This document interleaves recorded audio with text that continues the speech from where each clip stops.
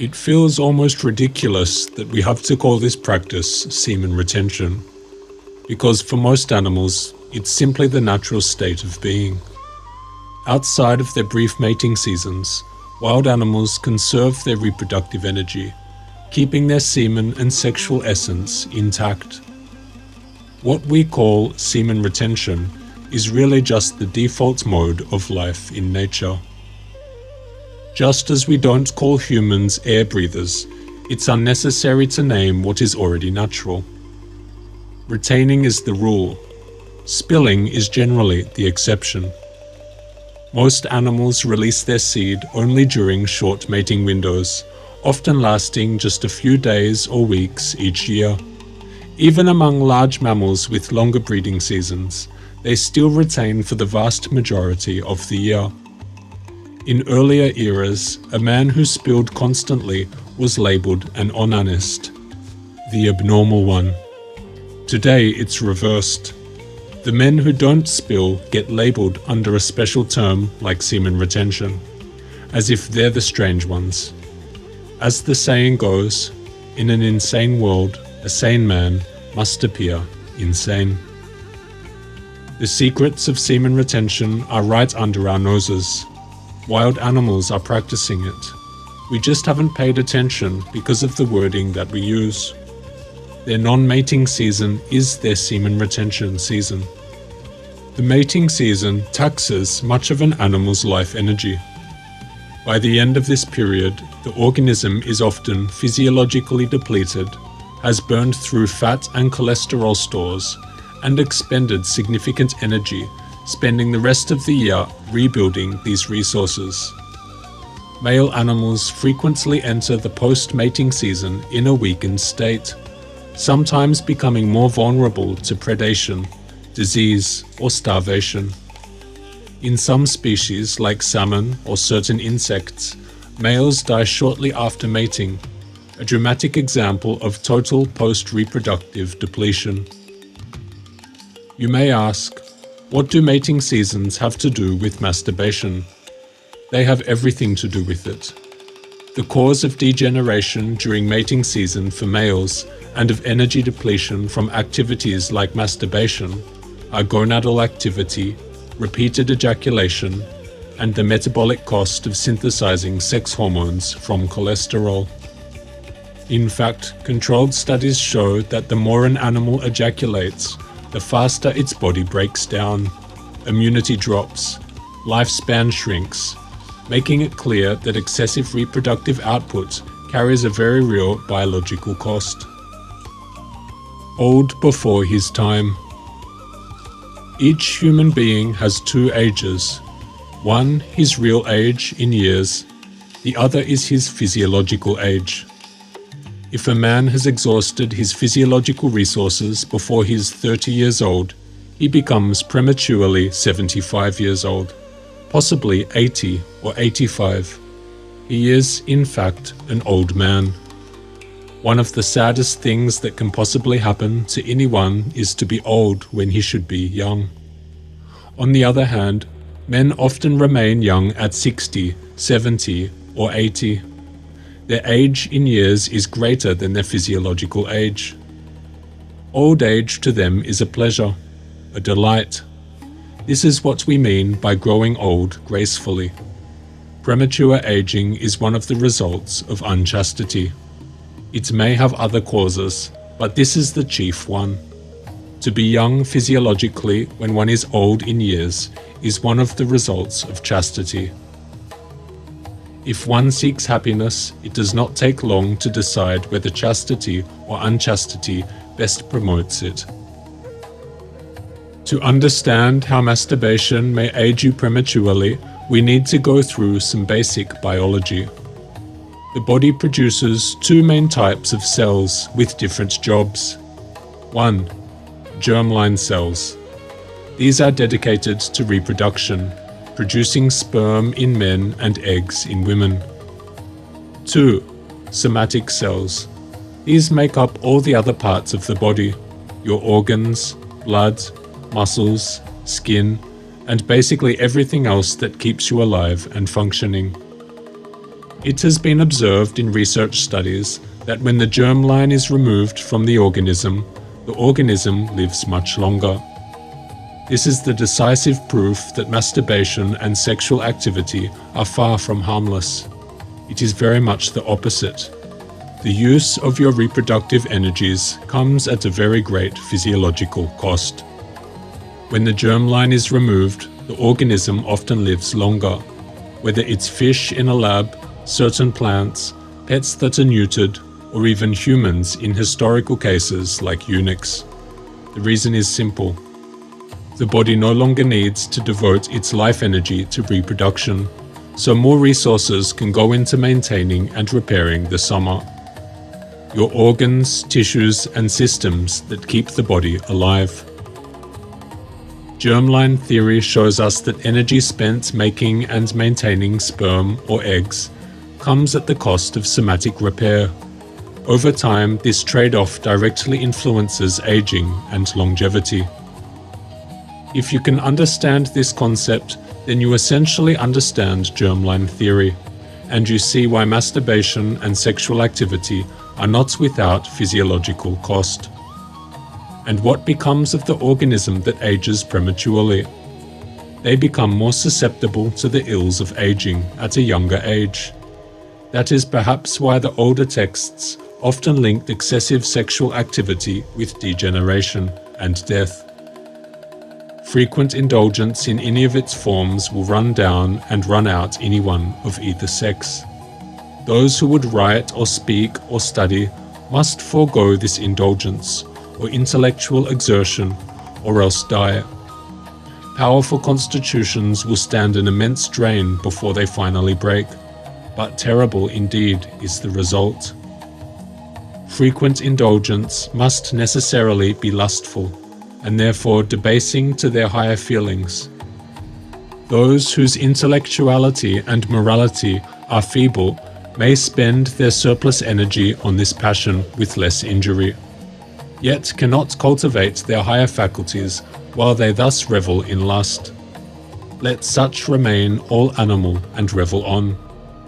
But for those who have already too little vitality to sustain their higher faculties, for such to rob all their nobler, godlike elements of vitality just to expend it on a sensual, debasing passion, is physical, mental, and moral suicide. Another text from the 19th century further illustrates the consequences of the masturbator. First, as to the appearance and actions of the masturbator. He who is constantly and recklessly drawing draughts of exhaustion and decay on the nervous energy and strength of his coming manhood, and which are sure to bankrupt the most robust health. If there is a man to be pitied on this earth, it is he who is walking about from day to day, conscious of being guilty of ever having practiced this vice. Mark the man who is addicted to it. In no matter how light a form, his face tells the story of his sin. See his haggard looks, his deep sunken eyes, which he throws only halfway into the countenance of his friend. Note the blue or black discolorations under the eye, the nervousness to get away from a crowd, and the extreme girlishness or backwardness when introduced into the company of ladies. The victim of the most dangerous of all vices soon reaches a state which, if not promptly relieved by the proper remedy, will end in lifelong misery or an early death. Objectively considered, the masturbator is recognized by a marked facial expression, by a characteristic mannerism, and by a peculiar mental state. The facial expression consists of a pale and sallow tint of the skin, unusual development of acne, red pimples, especially on the forehead, a dark circle around the orbits, dilated and sluggish pupils, lusterless eyes, and an oblique line extending from the inner angle of the lids transversely across the cheek to the lower margin of the malar bone. The face has a haggard, troubled, furtive expression. The manner of the masturbator is peculiar. He is listless, shy, retiring, and easily confused. He avoids society, preferring solitude. There is a want of steadiness and decision in his locomotion. His inferior extremities seem deficient in power, and all his movements betray a mind ill at ease. His mental operations are confused. His speech is embarrassed, awkward, and without directness. His memory is defective, and he is absent-minded and given to reverie. If the habit has long existed and been excessively frequent in repetition, epilepsy may be produced, or serious mental disorders, such as delusional insanity or dementia, may occur. The mind is deficient in power of attention. The imagination is constantly pervaded with vague erotic dreams. The moral sense is blunted, and the perceptions are dull and confused. He may experience pains in the head, both in the occipital and frontal regions, a sense of fullness, and in serious cases, alarming vertigo. Pains may run along the course of the principal nerves, and extreme nervous susceptibility is common. Gastralgia and abdominal uneasiness may be very distressing. The organic nervous system manifests a functional disturbance in harmony with the disorder of the nervous system of animal life. The distinctiveness of these symptoms will be determined by the extent and duration of the habit, and by the constitutional peculiarities of the patient. The more highly developed the nervous system, and the more it preponderates in activity over the muscular and digestive systems, the more serious the effects. Reducing the sexual output strengthens life. The advantage that man has over the animal is that he is able to redirect his sexual energy into other faculties at will. Whilst the animal merely follows its own instinctual urges, man can consciously reroute this energy into other areas. He can change it from sexual energy to mental energy, even spiritual energy. Those gifted with a very strong libido can take most advantage of this transfer of energy. It is referred to as sexual sublimation or transmutation. When we stop ourselves engaging in sexual activity, we provide our body with more of the divine energy, the energy that our existence emanates from. Our brain is given more fuel and thus can be more fully powered, allowing for more mental processing, smoother activity and efficiency. Our bloods are more nutritious, providing more energy to the body's parts and organs. All areas of the body become more invigorated with the forces of life, and as a result, we become more alive. There is literally more life inside of our cells, more of the spark of that which created us. Some call it the divine presence of God, our higher self. In order to reach our higher self, we must sacrifice the lower self, that of the physical pleasure, sensuality. The effect semen retention has on character, too, is profound. A man of good character is a man that follows principles rather than sensory gratification. When you eliminate the chains of sex, you are better able to conduct yourselves without selfish temptation. Of course, sex is only one of the 7 deadly sins. However, many mystics saw it as the central engine of corruption, the sin that spurs on many of the other deadly sins. When your character changes, the way in which the world responds to you will also change. You will attract and repel entirely different ilks of people due to the changes of your character. It is said that many new opportunities open to the chaste man, because he is keeping inside of him the divine force, and that force inspires all those around him and attracts much attention and opportunity. More than personal gain, however, is that semen retention allows us to better serve humanity. As we accumulate all this energy, we also become able to direct more energy back into the world, back into humanity, and through this we are fulfilling the highest purpose of our existence. If you struggle finding meaning in life, know that you will find the most meaning in helping humanity in your own way. There is a very specific reason that you were put on this earth, and when you stop draining the energy out of your organism, your reason for being here begins to show itself. Over time, you will start to realize exactly why you are here, and when you start to dedicate yourself towards this purpose, your life will begin to feel more complete. You will feel more comfortable in your own skin, and you will better understand why exactly you were put here. Learning from the wild animal.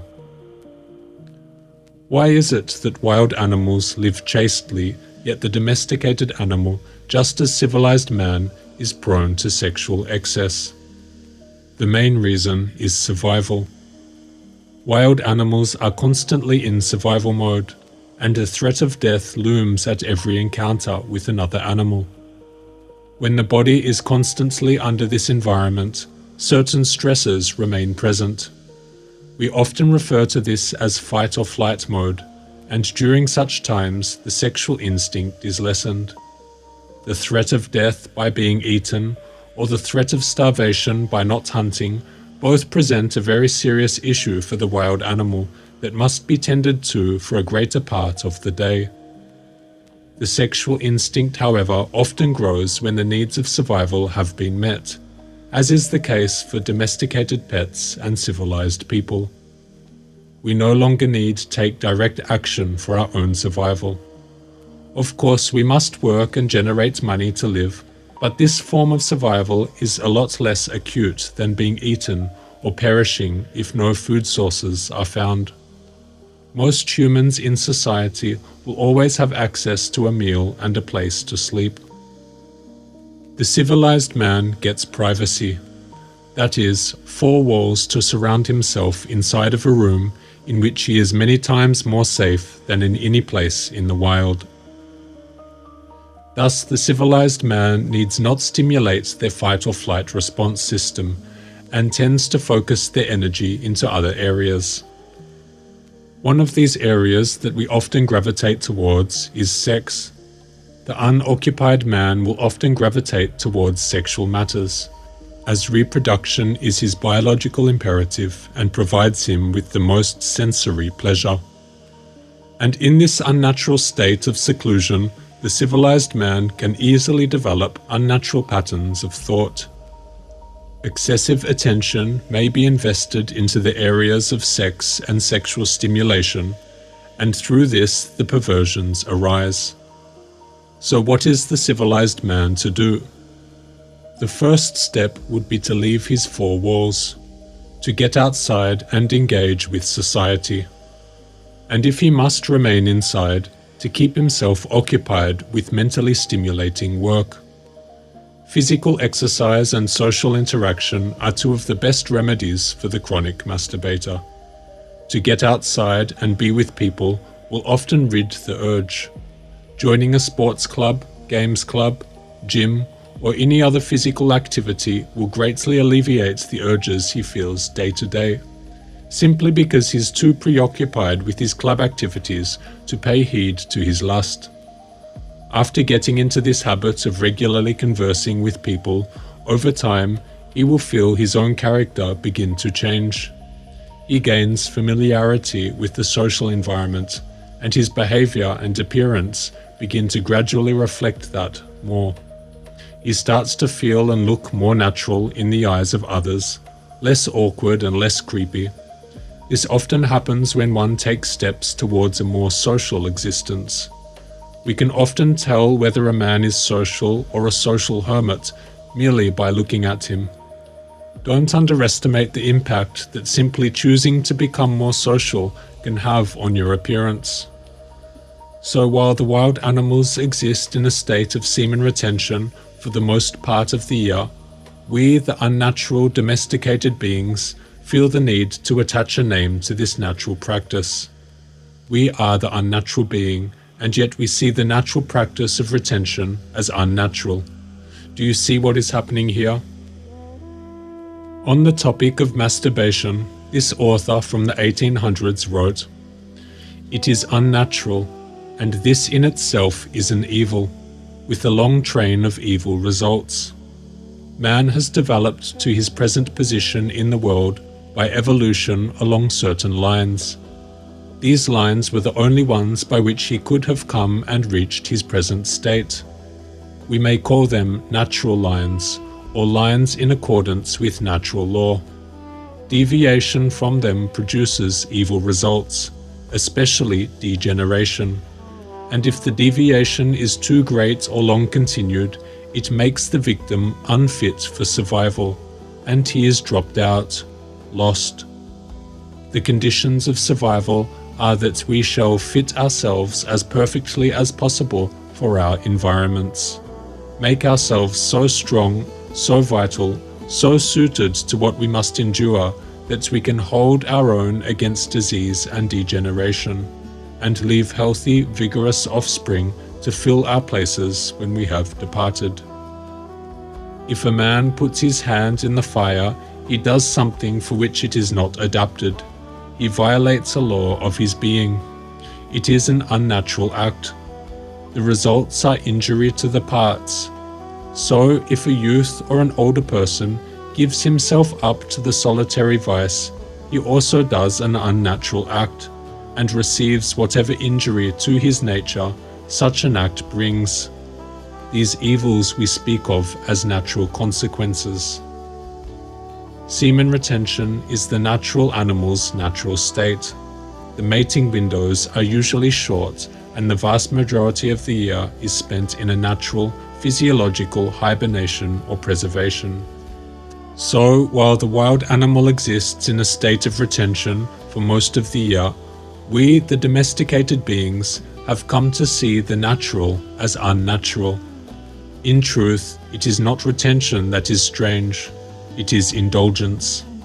Thus, anyone telling you that semen retention is unnatural is implying regular sexual indulgence to be natural, though as we see in nature for the vast majority of the year, it is not natural. For the sake of your own happiness and well-being, follow the laws of nature. Sex is for procreation. Do not spill your seed in vain.